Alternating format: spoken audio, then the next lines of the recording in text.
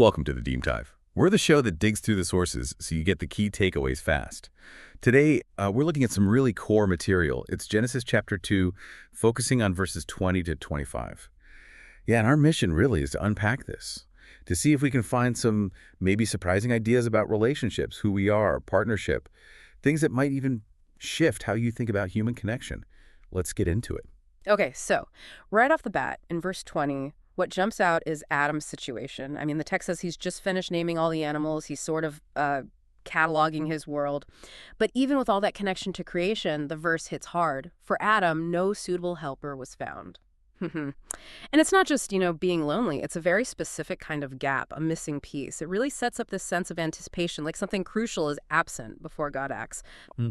That's a really good point. That difference between being surrounded but still feeling that specific lack, it's powerful. It really nails down a basic human yearning, doesn't it? And it makes God's next move, this, deep sleep, the creation of woman, and then very first human words ever recorded, feel even more significant for understanding connection. Absolutely. God's action is very deliberate here. So verse 21, God causes this deep sleep to fall on the man.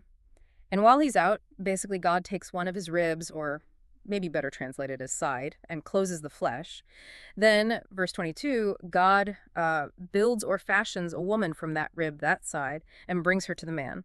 And the source material itself, using the side interpretation, is pretty fascinating. This idea that she comes from his side, not his head to rule, not his feet to be beneath him. It's not just a nice thought. It suggests a kind of foundational relationship structure right from the get-go, where it's about interdependence, being alongside, not hierarchy. A radical relational architecture. I like how you put that earlier. It sounds, well, radical. But thinking about relationships today, the struggles with power, the lack of real mutuality sometimes, how revolutionary was that idea then? And Adam's reaction in verse 23, that instant poetry, this is now bone of my bones and flesh of my flesh, does that clearly support that equality idea, or does it complicate it maybe? I think it absolutely supports it. It's revolutionary because his reaction isn't mine or subordinate. It's pure recognition, joy even. Think about it. These are the first words spoken by a human in the Bible. And what are they? An affirmation. We're made of the same stuff, bone of my bones, flesh of my flesh. It's this immediate gut feeling of kinship, of belonging. No hesitation. It almost suggests the equality design was so built in, so obvious, that Adam just got it instantly and celebrated it. A shared identity declared right away. Okay, right. So we've got Adam's longing, God's creative solution, Adam's joyful recognition. And this whole sequence builds up to verse 24, which is maybe one of the most quoted verses about relationships. That is why a man leaves his father and mother and is united to his wife, and they become one flesh. Now, obviously, this is about more than just, moving out of your parents' house. What does leaving and cleaving or being united really get at here? Well, it's describing a fundamental shift in primary relationship. Leaving means establishing independence from your family of origin, right? Creating a new core unit. And cleaving, or being united, that signifies this incredibly deep bond, an inseparable connection with the partner. It's a commitment so strong it results in becoming one flesh.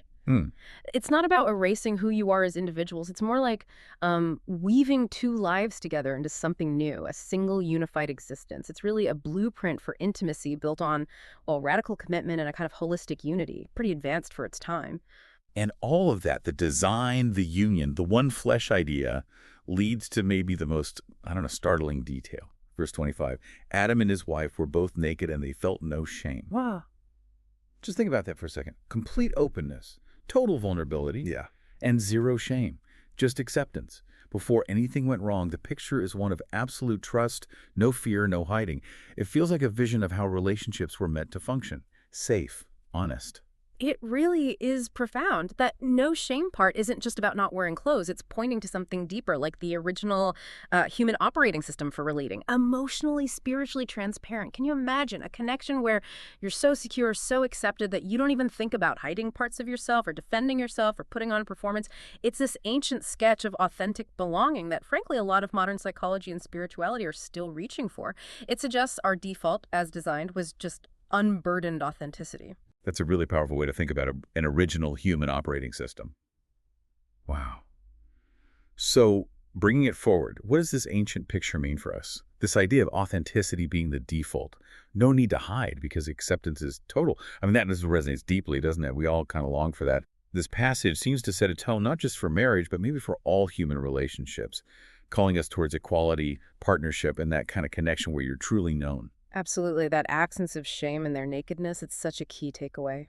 And it goes way beyond the physical. It's about emotional, spiritual openness. It paints this picture of relationships where authenticity is just normal, where hiding isn't needed because acceptance is the baseline. And if you zoom out, it connects to the bigger human need for community, doesn't it? To be truly seen, truly known in all parts of who we are.